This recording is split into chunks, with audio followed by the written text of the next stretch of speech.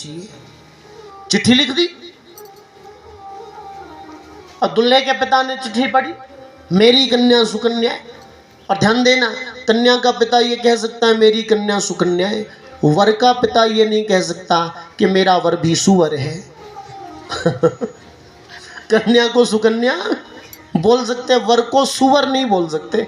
ये सुनने में थोड़ा ठीक नहीं लगता महाराज जी। और यहाँ तो चिट्ठी पड़ी, चिट्ठी पड़ी दूल्हे के पिता ने कि बारात में बूढ़ा आदमी नहीं आना चाहिए। गांव के लोग बोले क्या क्या जरूरत है बूढ़े आदमी की, हम सब जाएंगे। और गांव के जितने बुजुर्ग बेचारे वो भी मान गए, ठीक है मना किया है तो हम नहीं जाएंगे। लेकिन एक बुजुर्ग अड़ गया। कौन? दूल्हे का नाना। कौन अड़ गया? दूल्हे का नाना, जो है ही नाना ना ना नाना। नाना तो बोला मैं जाऊंगा। अरे मेरी बेटी के बेटे की शादी है, मैं नहीं जाऊं? नाना, ऐसा नहीं हो सकता। गांव के लोग बोले अरे नाना जी मना किया है, बारात में बूढ़ा आदमी नहीं होना चाहिए। तो बोल देना ये बूढ़ा आदमी नहीं है। तो क्या कहेंगे? आपकी सफेद दाढ़ी, सफेद मूछें, सफेद बाल, क्या कहेंगे वहां? बोले कह देना ये भूतपूर्व नौजवान है। ये नहीं कहना कि बूढ़ा आदमी, क्या कहना? भूतपूर्व नौजवान है।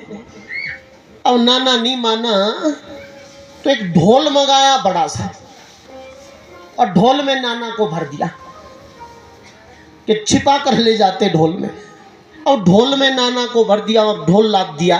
एक बैंड बाजे की गाड़ी चलती ना साथ में, उसमें वो ढोल लाद दिया, जिसमें कौन है? बोलो धीरे से। नाना। गाड़ी में ढोल डाल दिया। अब बारात गांव के बाहर पहुंची, नदी के पास पड़ाव था। कन्या के पिता ने गुप्तचरों को भेजा, जाकर देखो कोई बूढ़ा आदमी तो नहीं है। गुप्तचर बोले कोई बूढ़ा आदमी नहीं है बारात में। अब कन्या के पिता ने फिर चिट्ठी लिखी, क्या ये शादी तब होगी, मेरी शर्त है। क्या शर्त है? बोले बाराती दूध की नदी बहा दे। बाराती दूध की नदी बहाए तो मैं कन्यादान करूंगा। बारातियों ने चिट्ठी पढ़ी, बोले भैया दूध की नदी बहाना ये संभव नहीं है, चलो वापस लौटा चलो बारात। अब बारात लौटने लगी। एक आदमी ने कहा बोले शादी तो कैंसिल हो ही गई है, नाना की जान काय को लेते हो, निकालो ढोल से बाहर।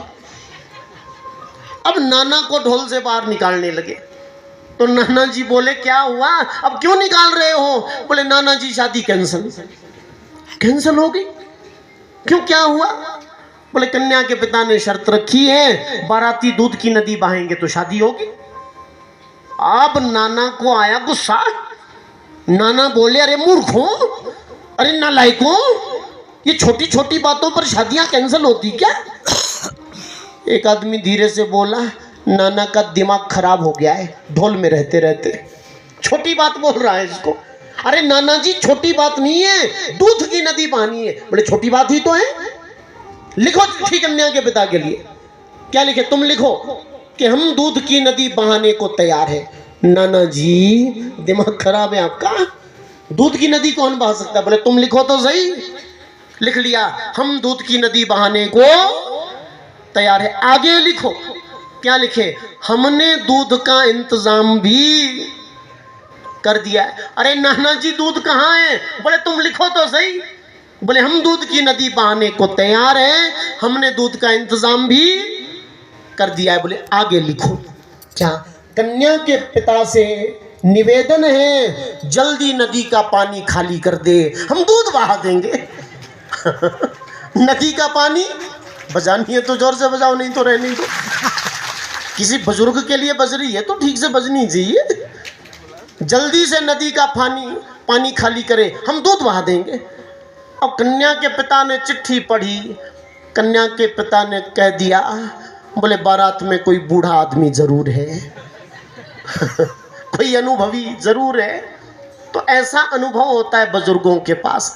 इसलिए ये नहीं सोचना हमारे बुजुर्ग पढ़े लिखे नहीं है तो उनके सामने कैसे झुके। बुजुर्गों के पास अनुभव का ज्ञान होता है, इसलिए बड़ों का आदर करो हमेशा। गोविंद भगवान की। भगवान